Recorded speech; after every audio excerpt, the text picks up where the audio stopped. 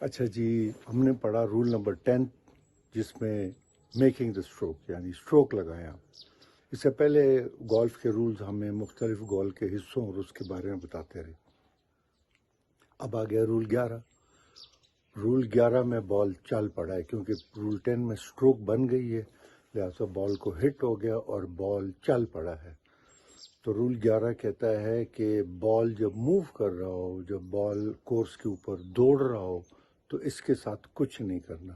ہو سکتا ہے کہ یہ ایکسیڈنٹلی کسی چیز کو لگ جائے اور کہیں رک جائے تو اس کو ایسے ہی کھیلو جیسے یہ پڑا ہوا ہے، اور اگر اس کو کسی نے جان بوجھ کے روکا یا کچھ کیا تو وہ پھر ہم بعد میں رول 11 میں پڑھیں۔ مگر آپ ذہن میں رکھیں کہ رول 11 جو ہے وہ ڈیل کرتا ہے بال کے ساتھ جب وہ کورس پہ چل رہا ہو۔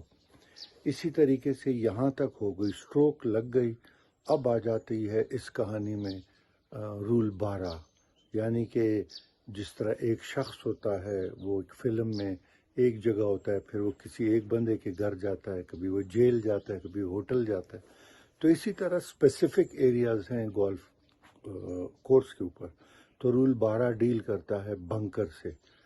12 بے سے شروع ہوتا ہے اور بنکر بی سے شروع ہوتا ہے، تو یاد رکھیں کہ بی سے بنکر، بے سے 12۔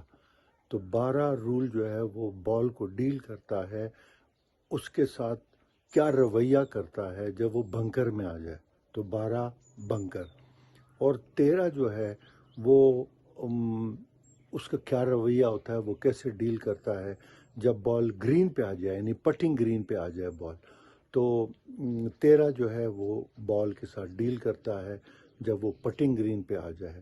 اور 14 میں بہت سارے ایسے واقعات ہو جاتے ہیں گولف کورس کے اوپر کہ جس میں بال کو اٹھانا پڑتا ہے، رکھنا پڑتا ہے، ریلیف لینی پڑتی ہے، گرانا پڑتا ہے، بعض اوقات آپ کہتے ہیں میں اپنی شاٹ دوبارہ کھیلوں گا۔ تو ان تمام سچویشنز کو جس کے اندر بال جو ہے وہ پلیئر اٹھا کر رکھتا ہے، یہ آ جاتا ہے رول نمبر 14 میں۔ تو آج کا سبق جو ہے وہ ہے 11، یعنی بال جب موو کر رہا ہوتا ہے کورس کے اوپر، 12 بے، بی بنکر، اور 13 پٹنگ گرین، اور 14 جو ہے وہ ڈفرینٹ پروسیجر، طریقے جس میں بال کو رکھنا پڑتا ہے، بال کو گرانا پڑتا ہے، تو یا بال کو سبسٹیٹیوٹ کرنا پڑتا ہے، تو 14 اس کے ساتھ ڈیل کرتا ہے۔ تو آج کے دن 11، 12، 13، 14۔ Thank you.